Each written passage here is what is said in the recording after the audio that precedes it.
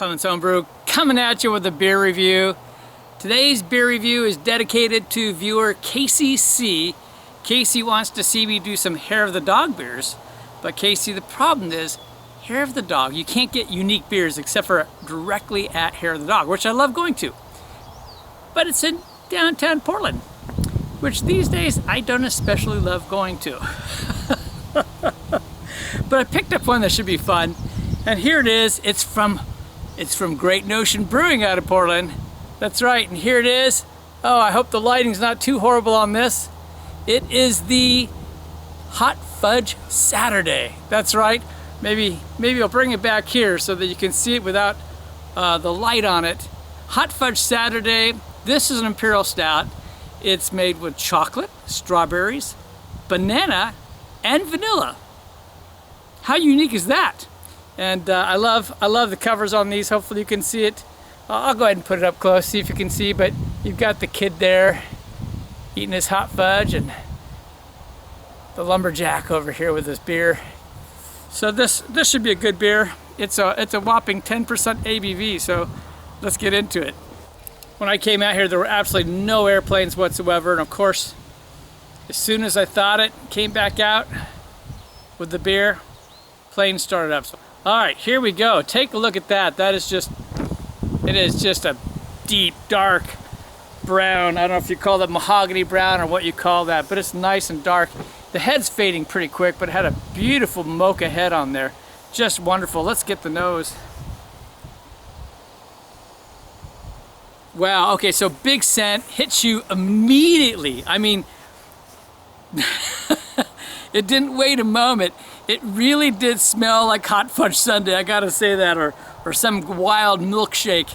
It had absolutely an ice cream scent, so there's gotta be some lactose sugar on there, right, to give it that milky quality. I got strawberry right off the top, I got vanilla right off the top, and I certainly got chocolate. Oh man, so it almost makes me think of some kind of an Easter candy, honestly. It's like it's got chocolate and almost like chocolate malt ball kind of a scent. And you get like the strawberry as if it's a strawberry filling, and you get vanilla like it's a vanilla cream. If I imagine there's banana, but you know, it might not be stretching because it really does smell like a classic Hot Fudge Sundae. I'm 60 now.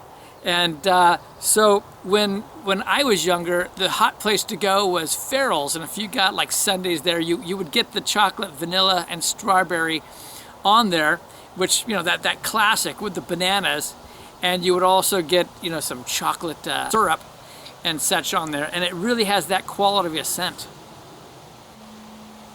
I'm just amazed that they pulled this off so well. Well, it seems straightforward, just like described. Let's jump on in. Cheers. So all those flavors hit you right up front, just on the tip of the tongue. It hits you immediately. You get all the flavors just described. That's amazing. And it follows into the mid palate. Then from the mid palate, it starts shifting, and then it goes into like an interesting bitter quality on the back side.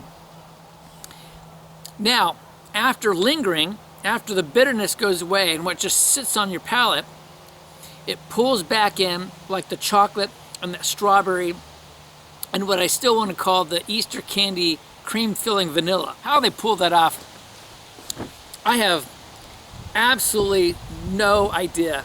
It's a full mouthfeel, but probably on the light end.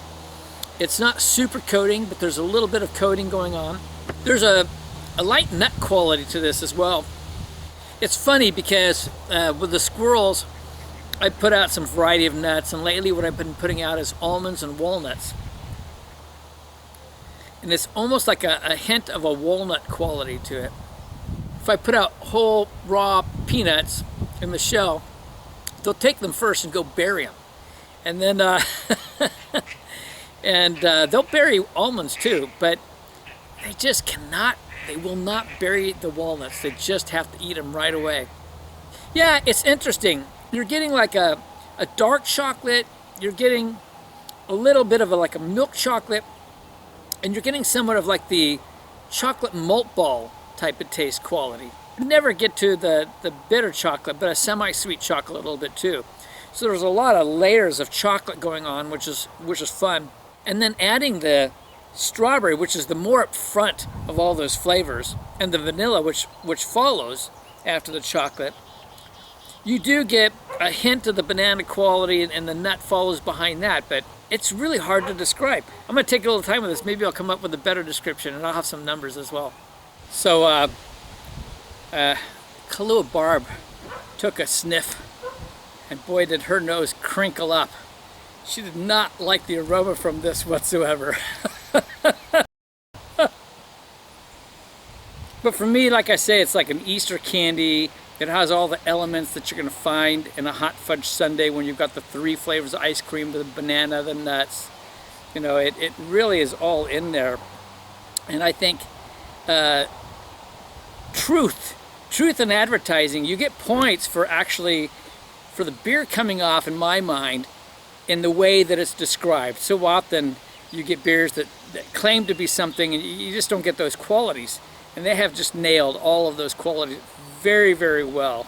Now, how that plays out, I get the feeling this particular beer is going to be very polarizing. It's a beer, and it has these interesting flavors that make a hot fudge sundae.